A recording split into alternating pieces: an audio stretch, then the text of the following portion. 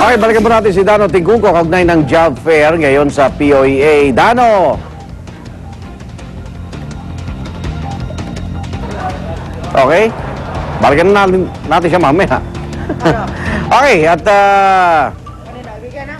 okay na. Dano!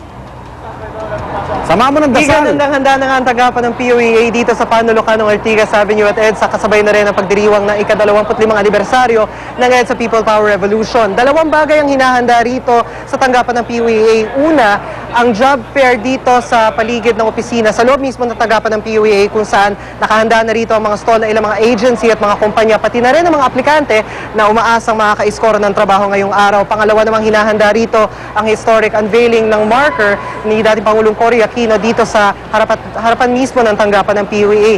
Matatandaan na dito mismo sa kung saan nakatayo ang tanggapan ng POEA, nagsalita si dating Pangulong Cory Aquino sa kanyang mga taga-suporta. Dahil na rin dito, dahil naasahan na darating dito si Pangulong Noynoy Aquino para personal na saksihan ng pag-unveil ng marker, mahigpit na rin ang seguridad dito sa loob at paligid ng tanggapan ng POEA. Igan?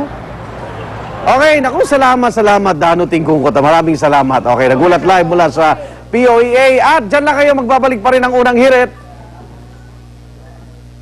Sa unang hirit, ulang-ulang ka.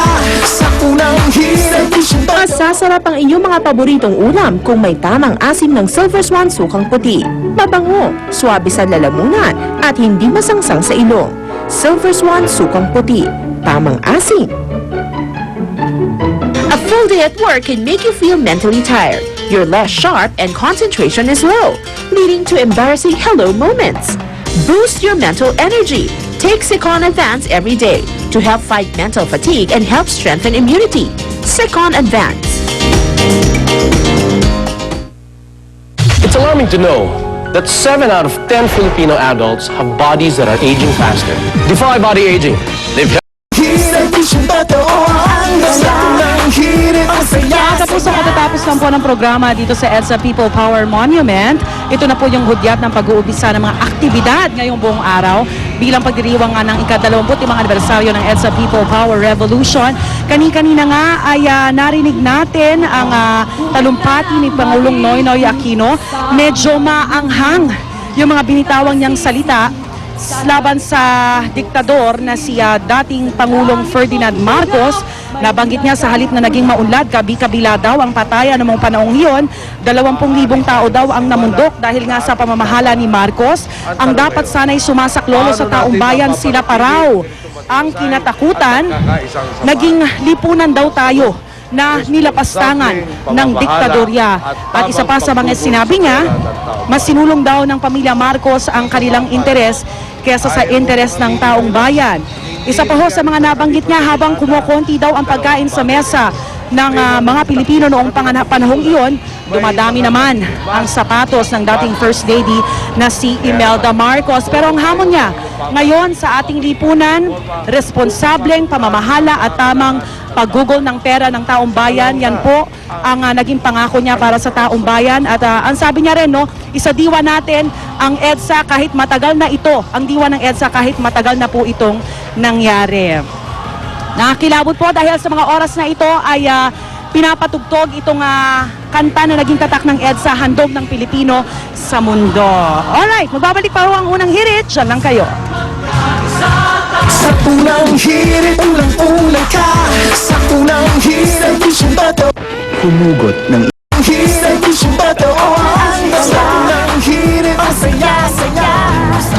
Okay mga kapuso, sa paghubog po ng kasaysayan, ilang mga kapuso natin ang nangolekta po ng mga maglalarawan ng mga naging kasaysayan ng ating bansa, lalong-lalo na sa panahon po ni dating Pangulong Marcos. Kasama ho natin ngayon si Ginoong Luis Gonzales, isa ho siyang enthusiast. At ang isa sa mga naisipan niya ikolekta ay yung mga magazine mula nung panahon ni dating Pangulong Marcos. Bakit po niyo naisipan niya, Ginoong Gonzales? Kasi po, part of history. We are all Filipinos and this is the EDSA Revolution 25. Okay, ano may tuturing yung pinakamahalaga doon sa mga koleksyon nyo ng mga magazine? Nakita nyo doon sa likod ko, ang dami ho, iba-iba.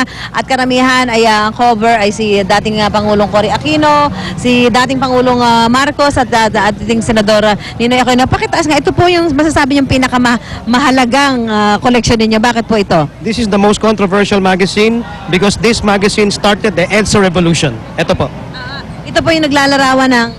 Ninoy Aquino inside the coffin and this started the passion for freedom.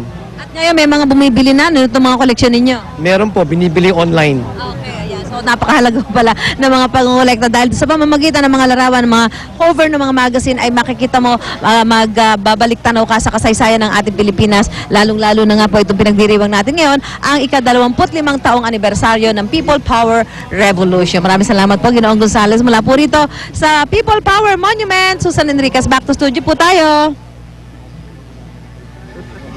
Sinilangan. Kailar! Anniversary Tinantes Okay. Crisostomo. Thank you. Katabi po rin natin ng ating Pangulo. Ako si Pinoy. Mga ikan, thank you sa pagtambay. At nagpasalamat po kami sa ating pagiging Pilipino. Happy weekend! Kita tayo Lunes dito lang sa... Walang Hirit! See you again, Hirit! Hirit!